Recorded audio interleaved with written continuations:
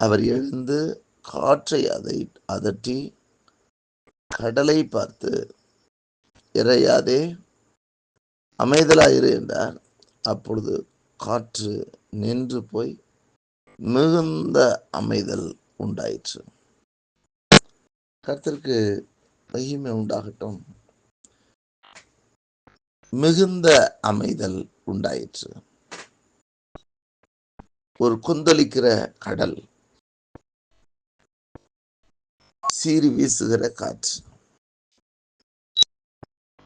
பயங்கரமாய் வீசிக்கொண்டிருக்கிற காற்று கடலை கொந்தளிக்க பண்ணுகிறது. கடலினுடைய கொந்தளிப்பினாலே கப்பல் மூழ்கத்தக்கதாக, இந்த படகு மூழ்கத்தக்கதாக தண்ணீரால் நிரம்புகிறது. அந்த வேளையில் தான் ஆண்டவராகிய இயேசு கிறிஸ்து அவர் எழுந்து சொன்ன வார்த்தை இது. அவர் காற்றை அதட்டி கடலை பார்த்து, இறையாதே, அமைதலாயிரு என்றார். ஆண்டவர் இயேசு கிறிஸ்து தான் அக்கறைக்கு போவோம்னு சொல்லிட்டு தம்முடைய சீஷர்களை எல்லாம் அழைத்து கொண்டு புறப்பட்டு வருகிறதை பார்க்கிறோம். வேதத்திலே நம்ம அதற்கு முந்தின வசனங்களை நம்ம வாசம் சொன்னா 36ஆம் வசனம் 35ஆம் வசனத்துல சொல்லியிருக்கு, அன்று சாயங்காலத்தில் அவர் அவர்களை நோக்கி அக்கறைக்கு போவோம் வாருங்கள் என்றார். அக்கறைக்கு போவோம் வாருங்கள் என்று சொல்லி புறப்பட்டு போகிறார்கள். அக்கறைக்கு போவோம் வாருங்கள் என்று அழைத்தது யார் என்று சொன்னால் ஆண்டவராய் இயேசு கிறிஸ்து. நம்முடைய வாழ்க்கையிலும் கூட ஆண்டவர் நம்மை அழைக்கும் பொழுது நாம் அவருக்கு பின்னாக வருகிறோம். அவரும் நம்மோடு கூட தான் இருக்கிறார். 36ஆம் வசனத்துல நம்ம பார்க்கிறோம், அவர்கள் ஜனங்களை அனுப்பிவிட்டு அவர் படவில் இருந்தபடியே அவரை கொண்டு போனார்கள். அதுக்கு அடுத்த வசனத்தை பார்த்தீங்கன்னா, அப்பொழுது பலத்த சுழல் காற்று உண்டாகி படவு நிரம்பத்தக்கதாக அலைகள் அதன் மேல் மோதிற்று. கப்பலின் பின்னணியத்தில் அவர் தலையணையை வைத்து நித்திரையாயிருந்தார். அவர்கள் அவரை எழுப்பி, போதகரே, நாங்கள் மடிந்து போகிறோம், உமக்கு கவலை இல்லையா என்றார்கள். இப்ப அழைத்தது இயேசு கிறிஸ்து. அவர் படவுல தான் இருக்கிறாங்க. அவர் பின்னணியத்திலே தலையணையை வைத்து தூங்கி கொண்டிருக்கிறார். வசனம் சொல்லுகிறது, அவர் நித்திரையாயிருந்தார் என்று. இந்த நேரத்தில் தான் அங்கே என்ன நடக்கிறது?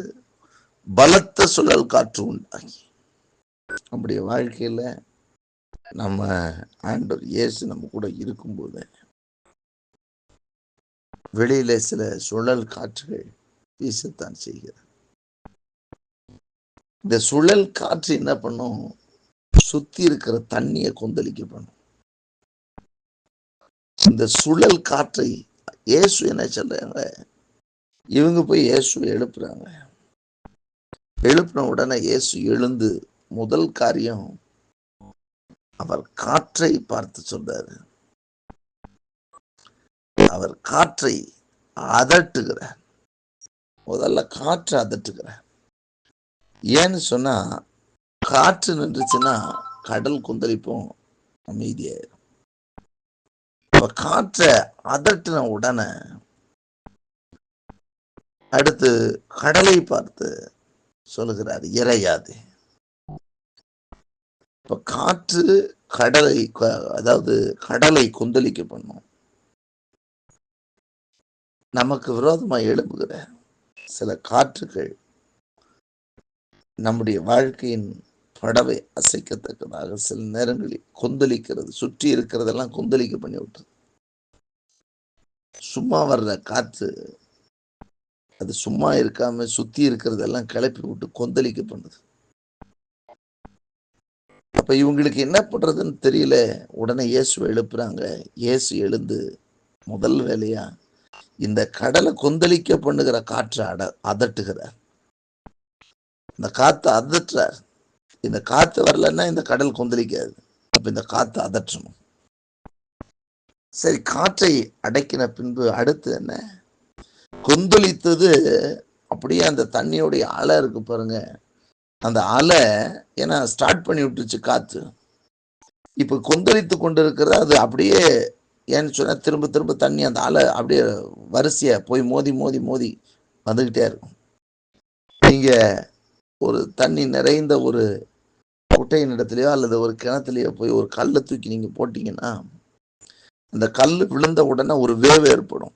அந்த வேவ் என்ன பண்ணும் அப்படின்னா அது கண்டினியூஸா போயிட்டே இருக்கும். அந்த கரையில போய் அடிச்சுக்கிட்டே இருக்கும். அதை போலவே இங்கே காற்றினால் ஒரு கொந்தளிப்பு உண்டாகிவிட்டது. அப்ப இந்த அலை பாருங்க, இந்த அலை காற்று இப்ப அமைதியாயிடுச்சு, ஆனாலும் அலை இருந்துகிட்டு இருக்கு. ஆகவே முதல்ல இந்த நம்முடைய வாழ்க்கையில கொந்தளிப்பை ஏற்படுத்துகிற காற்றுகள் அடந்தட்டப்பட வேண்டும். அடுத்து அங்கே கொந்தளித்து கொண்டு அந்த அலை இருந்துகிட்டு இருப்பாருங்க. அது காத்து அடங்கியாச்சு, ஆனா ஆளை நிக்கல. ஏன்னா அது உருவாக்கப்பட்ட ஒரு வேவ் திரும்ப அடுத்தடுத்த வேவ் வந்துகிட்டு தான் இருக்கும். அலை பாத்தீங்கன்னா கடல்ல பின்ன பாத்தீங்கன்னா தெரியும். அந்த அலை வெளியே வந்துட்டு அந்த தண்ணி திரும்ப போகும்போதே திரும்ப அதிலே ஒரு அலை உருவாகும். இப்பொழுது ஆண்டவர் அடுத்தபடியாக இறையாதே அமைதலாயிரு என்று சொல்லி கடலை பார்த்து பேசுகிறார்.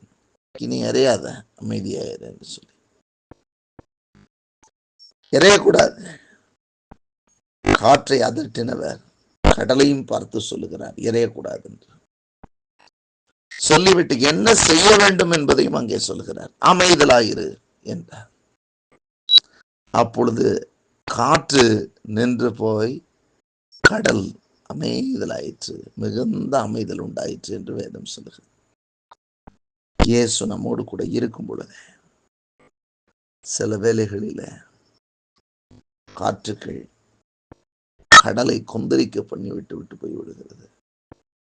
இந்த கொந்தளிப்பு நம்முடைய படகையே, வாழ்க்கையின் படகையே, நம்முடைய வாழ்க்கையினுடைய பிரயாணத்தையே அது கவிழ்த்து விடுகிற அளவுக்கு செயல்பட்டு விடுகிறது. ஆனாலும் இயேசு நம்மை கைவிட மாட்டார். அந்த இடத்திலே வேதத்திலே பார்க்கிறோம், அவர்கள் இயேசுவை எழுப்பினார்கள்.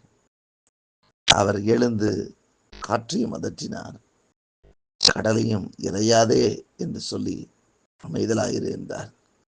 அப்படியே ஆனது. அது மாத்திரமல்ல, இயேசு அதற்கு பின்பு ஒரு காரியத்தை சொல்லி போனார். அவர் அவர்களை நோக்கி, ஏன் இப்படி பயப்பட்டீர்கள்? ஏன் உங்களுக்கு விசுவாசம் இல்லாமல் போயிற்று என்றார். அப்படின்னா அதுக்கு அர்த்தம் என்ன? நான் உங்க கூடவே தான் இருக்கிறேன், ஏன் பயப்படுறீங்க? அந்த விசுவாசம் எங்க போச்சு? நீங்களே இதை அதட்டலாமே, நீங்களே இதை அமைதலா இருக்க செய்யலாமே, உங்கள் விசுவாசம் எங்கே போயிற்று? ஆண்டவர் இயேசு கேட்டார். இன்றைக்கும் நாமும் கூட சூழ்நிலைகள் வரும் பொழுது நம்மை ஆண்டவர் அதை மேற்கொள்ளுகிறவர்களாக இருக்கவே ஆண்டவர் விரும்புகிறார். இந்த உலகம் நமக்கு பாத்திரமானது அல்லதான், ஆனாலும் இதை கீழ்ப்படுத்துகிற அதிகாரத்தை நமக்கு கொடுத்திருக்கிறார். சர்ப்பங்களையும் தேள்களையும் மிதிக்கும் சத்துருடைய சகல வல்லமையும் மேற்கொள்ள உங்களுக்கு அதிகாரம் கொடுத்திருக்க வேண்டும் என்று சொன்னார். நீங்கள் பூமியை கீழ்ப்படுத்தி அதை ஆண்டு கொள்ளுங்கள் என்று சொன்னார். நாம் அதை கீழ்ப்படுத்த நமக்கு அதிகாரம் பெற்றவர்களாக இருக்கிறோம். இயேசு அதை நமக்கு செய்து காட்டினார். இதைத்தான் நீங்கள் செய்ய வேண்டும் என்பதையும் நமக்கு சொல்லிக் கொடுத்திருக்கிறார். நமக்கு விரோதமாக புயல்கள் எழும்பி, காற்றுக்கள் எழும்பி, கொந்தளிப்பை உண்டாக்கலாம். மனிதர்களை நமக்கு விரோதமாக கொந்தளிக்க செய்யலாம். ஆனாலும் கொந்தளிப்பை தொடங்கி வைத்த காற்றையும் அதட்டி கொந்தளித்து கொண்டிருக்கக்கூடிய அந்த கடலையும் இறையாதே என்று சொல்லி அமைதலாயிரு என்று சொல்லி அடக்கினவர். நாமும் அப்படியே விசுவாசத்தோடு சூழ்நிலைகளை பார்க்காமல் கொந்தளிக்கும் நேரங்களில் காற்றை அதட்டவும் கொந்தளிப்பை பார்த்து இறையாதே அமைதலாயிரு என்றும் சொல்லவே நாம் அழைக்கப்பட்டிருக்கிறோம். சொல்லுவோம், ஜெயமெடுப்போம். நித்திய ஜீவ கரை சேருகிறவரை இந்த காற்றும் நம்மை சேதப்படுத்த முடியாது. இந்த கடலின் கொந்தளிப்பும் நம்மை சேதப்படுத்த முடியாது. காற்றும் அடங்கும், கடலும் அமைதலாகும். அவருடைய நாமத்தினாலே நாம் ஜெயமெடுப்போம். ஜெபி